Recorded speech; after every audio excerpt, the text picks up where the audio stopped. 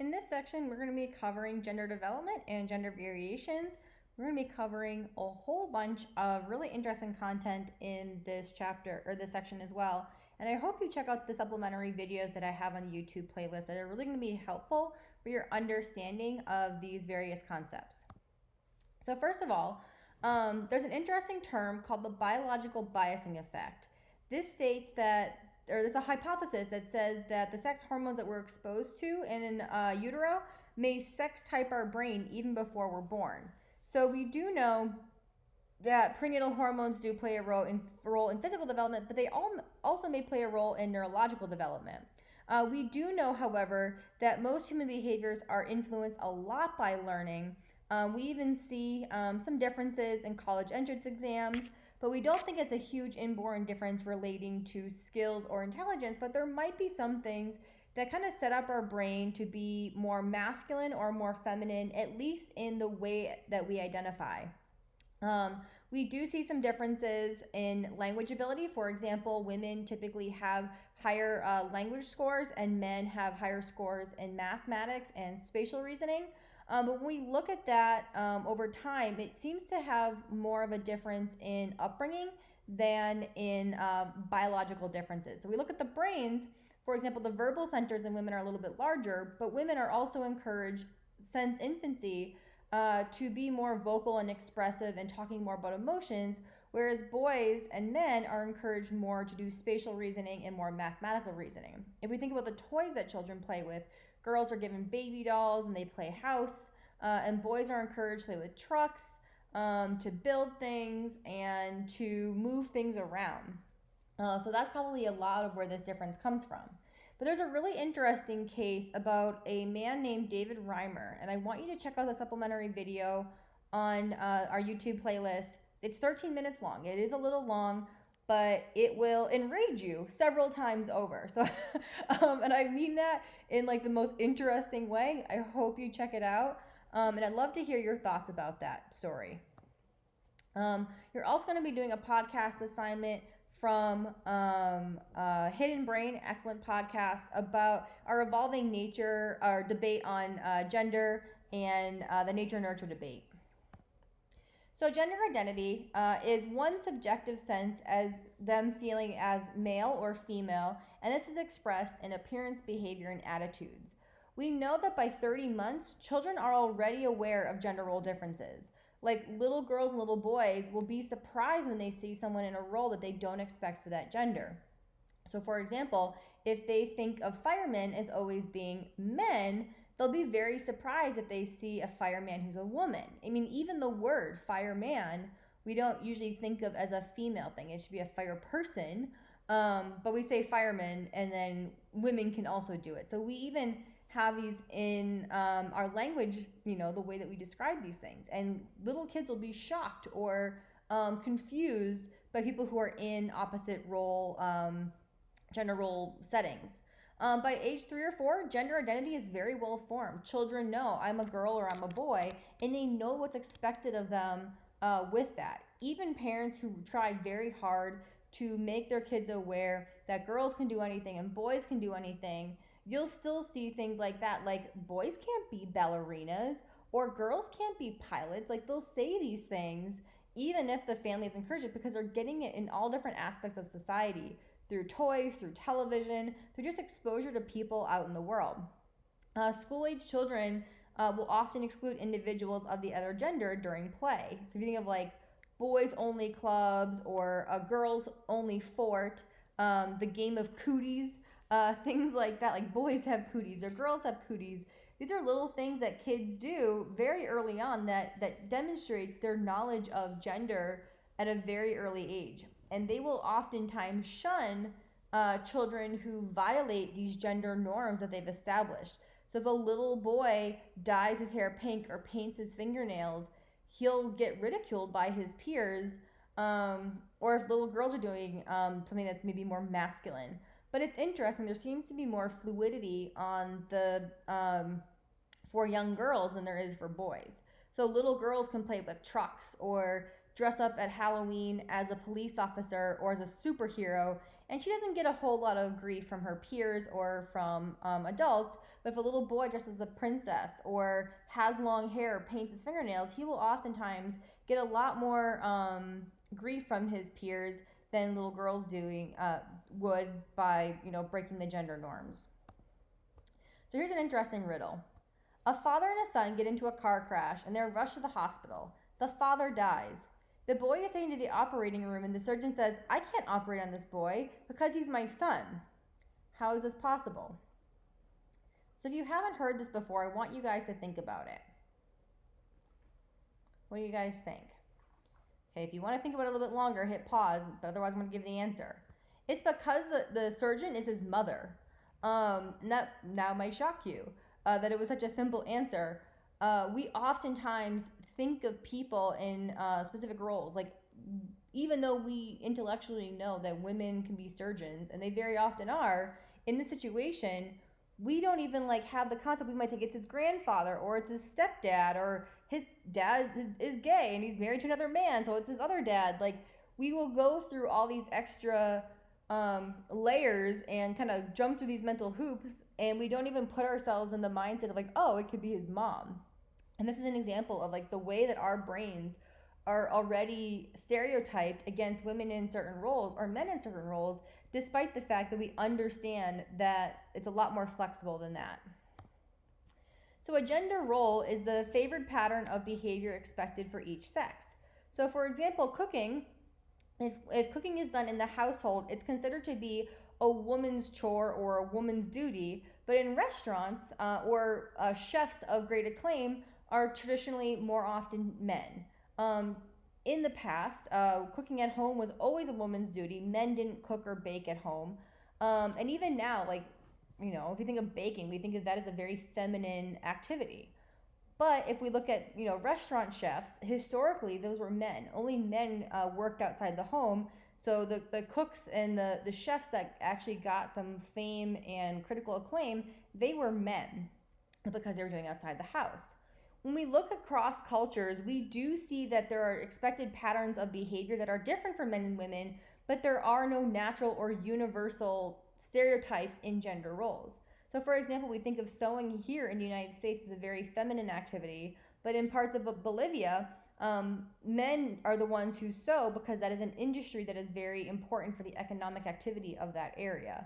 So across the world, there are all these different expected behaviors of men and women, and we see differences across many cultures, but they're not the same differences across all cultures.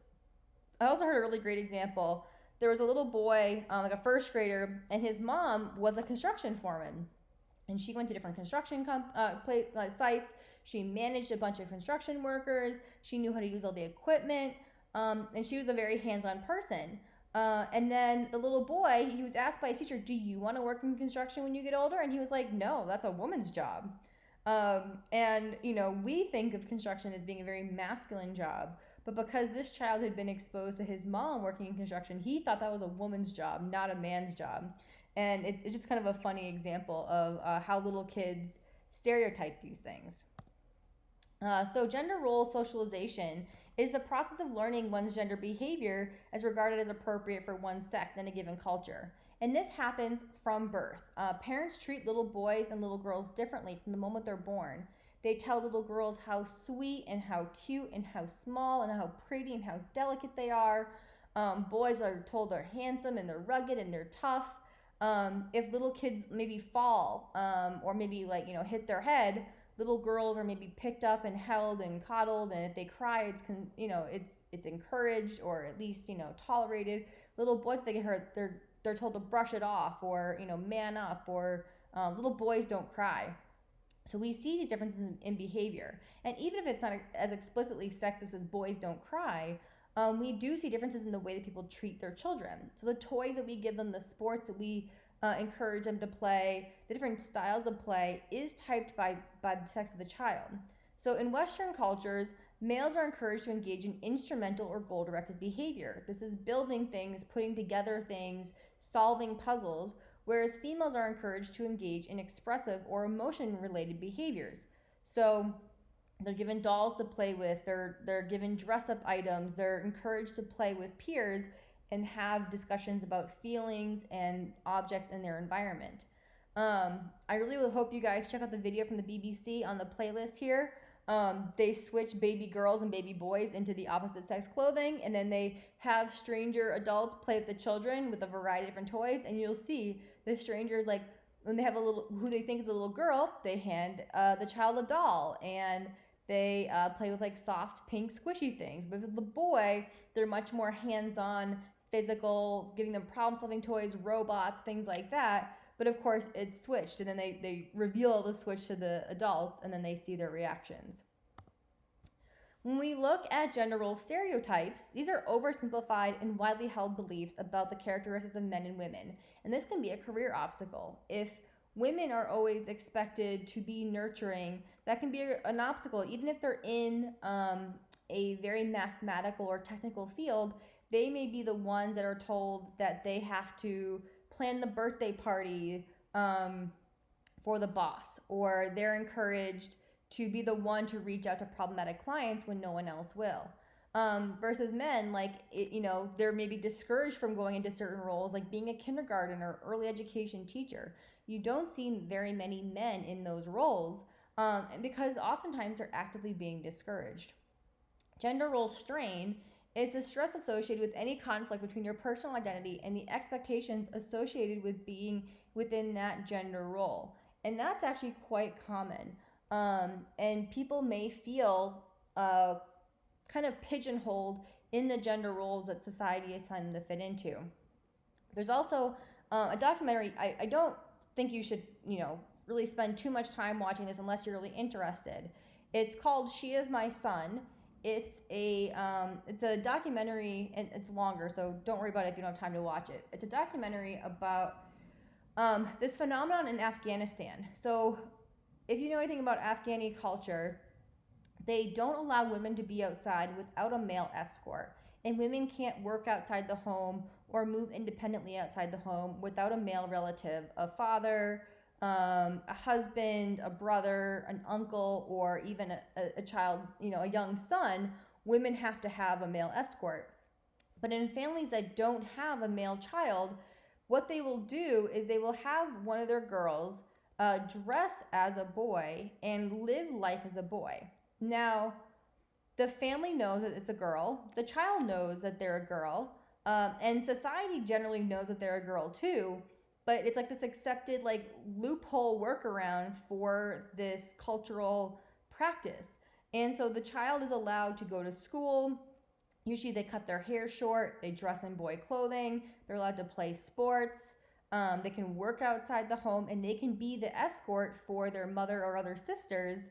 But then when the child hits puberty, they're essentially forced back into the female role, and then they have to dress as a woman and take on female behaviors and attitudes. For a lot of these children, these girls, they really appreciate the freedom that it gives them, but other times it adds a lot of strain because then they have to go back into this more subservient role after they've had this freedom. So if you're interested, take a few minutes and watch this video. It is really interesting, and it's an interesting kind of cultural practice that you don't see very often. When we look at androgyny, this term means having both masculine and feminine traits in a single person. So the term literally translates, I think it's Greek, to man-woman. So people who have androgynous traits are more adaptable. They're better at coping with stress, they have higher emotional intelligence, and are more satisfied with life than people who rate themselves as being highly masculine or highly feminine. So a woman named Sandra Bem did some really interesting research, and she looked at 60 personality traits, 20 which are masculine, 20 which were feminine, and 20 which were neutral. People who had a lot of traits in each of these areas, if they were feminine, had feminine traits, they put them in the green here, masculine was purple, and androgynous is blue. When you look at the amount of negative life events, here they're looking at very few life events, it's looking at very many negative life events, and you look at the degree of depression, those who have feminine traits were higher in both categories. In men, they jumped up quite a bit in their depression scores when they had a lot of negative life events. But people who were rated themselves as more androgynous, they were more protected. And then one of the actresses / models that I think kind of exhibits androgynous traits the most, and it's become very popular, is Ruby Rose. She dresses very androgynously in her hairstyle, and as well as like her makeup and just her look, tattoos and things like that. I think she's kind of like a kind of a good mental image of like what a person who's more androgynous, at least in their appearance, presents themselves as. So sometimes one's sex and gender don't match, and this is a person who's considered to be gender variant, or more commonly known as transgender. This is a person with a condition in which their biological sex doesn't match his or her preferred gender.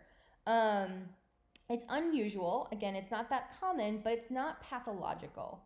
It's not something that is, mentally wrong. It's not a mental health disorder. It's just a condition that they have. So now, in that, though, you can have what's called gender dysphoria. That's a condition of feeling one's emotional and psychological identity as being male or female, and that causing some psychological stress. And so this is oftentimes what someone will be diagnosed with. But again, this isn't something that's like pathologically wrong with this individual. It's just kind of a condition that they live with. Now, it can cause enough stress that they need mental health services, but that's not always the case. Now, people who are transgender may decide that they want to go through some process of gender reassignment. This could be surgery or it could be hormone treatments. So surgery is pretty obvious. This reconfigures the body with the external appearance of genitalia to align more closely with their gender identity.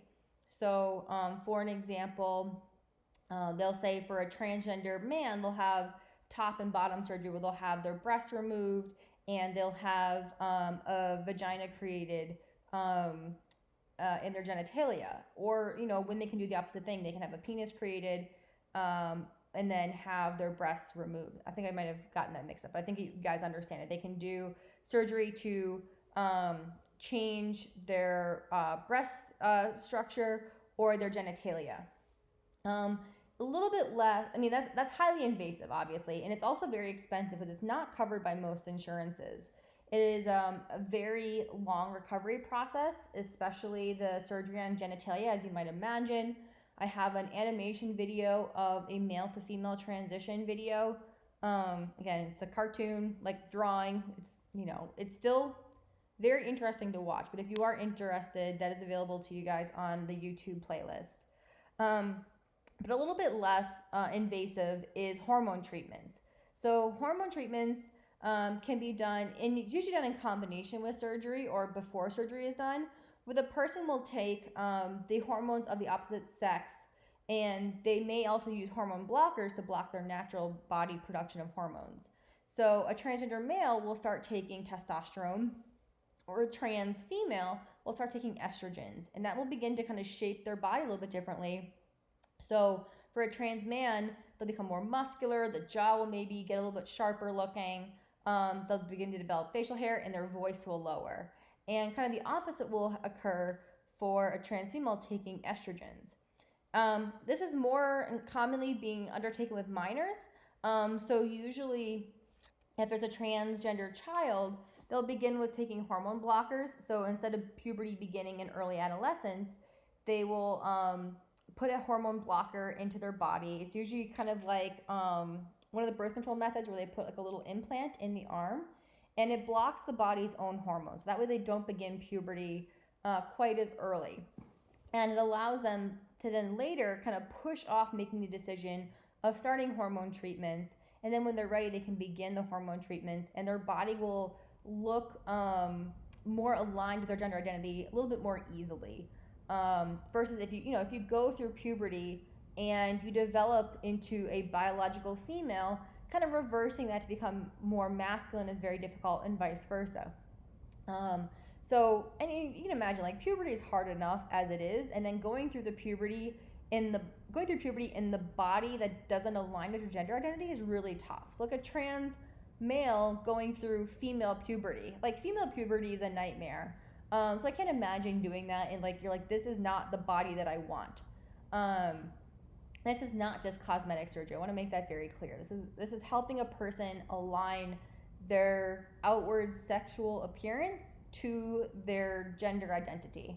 Now, obviously, this is controversial even for adults to do, but especially for minors. There are only a few clinics in the country that really specialize in these types of procedures. Often, doctors will recommend any surgery wait until the individual is 18. But again, a lot can be done with hormones, and that's a little bit less permanent. Although obviously you are creating some very deep physical changes, and it's just not understood what the long-term consequences of these hormones might be. So what's going to happen 30-40 years down the line. But it is definitely something that can help an individual feel much more comfortable in their body, help their mental health, and then help society understand who they are. But it's something that parents, doctors, psychologists, and the child have to work together. That individual have to work together to understand and work towards the best thing.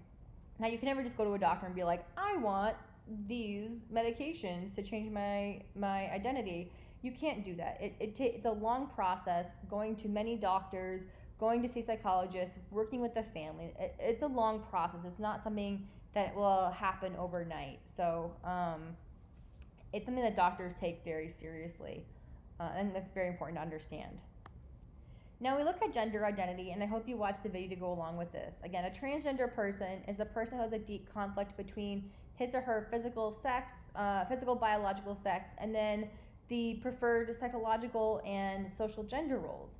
Now, this is not the same thing as being intersex. If you remember from the first section, a person who's intersex has genitalia that's ambiguous. Someone who's transgender, their genitalia is, quote unquote normal, but their mind does not align with the body that they have.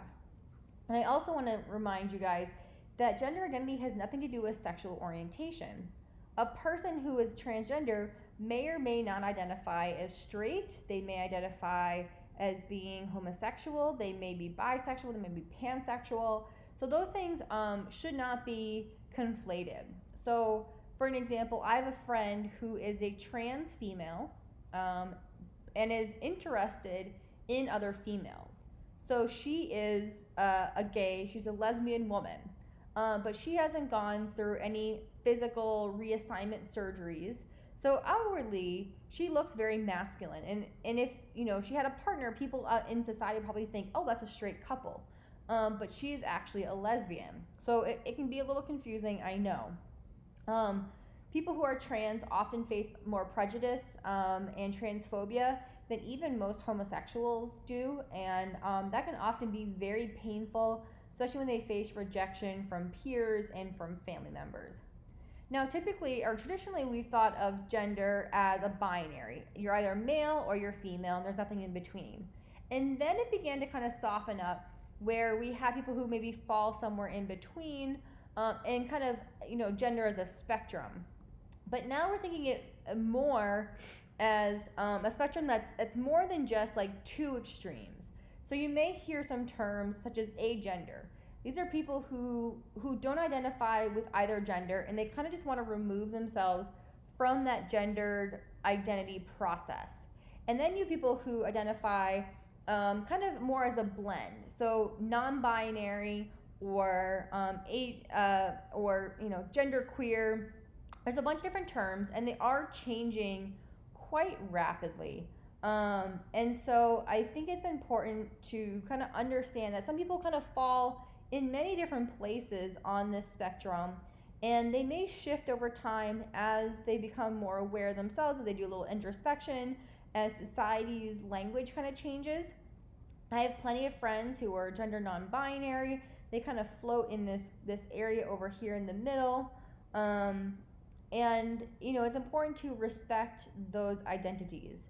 Now, another thing is that some people will use pronouns that are maybe a little bit less traditional. So male pronouns, him or his, female pronouns, her or hers, or she. But some people go with they, a singular they, which has now been recognized as grammatically correct. I know we think of they as being a plural gender, but we've traditionally even used they singularly, just not as often. So if I say, hey, my friend's coming to the party tonight, and you may say, what are they bringing? Like, we understand you're only talking about one person, and because you just don't know the gender of my friend yet. But we can use they all the time. They and theirs can be a singular person. But other people are using z and their. And there's other ones that are kind of coming out, or people may just choose to use their name. So instead of using any pronouns, you only use their name. And it can feel a little odd at first, but it's important to respect that individual. If you make a mistake, say, oh, I'm sorry, and then correct yourself and then move on. People understand that it's a process, but it's important to respect these things. And I know as a class, we're very respectful of people's pronouns, and it's something that I think is very important. But I just want to make a quick note about there are differences in pronouns, and these things will probably shift as time goes along and language evolves. There's also this great little activity you can find online. It's called the Gender Unicorn. The link is up there for you. So you can kind of mark here. Now you can't do it online. You'd have to actually print it out or download it on your iPad. And then you would kind of say this is not mine. This is just an example. So the person may identify as female, their gender presentation here, how they were assigned at birth, who they're sexually attracted to, and then who they're emotionally and romantically attracted to. And you can kind of have kind of pinpoint where you fall on all these different lines here, which is pretty cool. There's also an excellent resource from a program called the Yes Institute. They're out of Miami.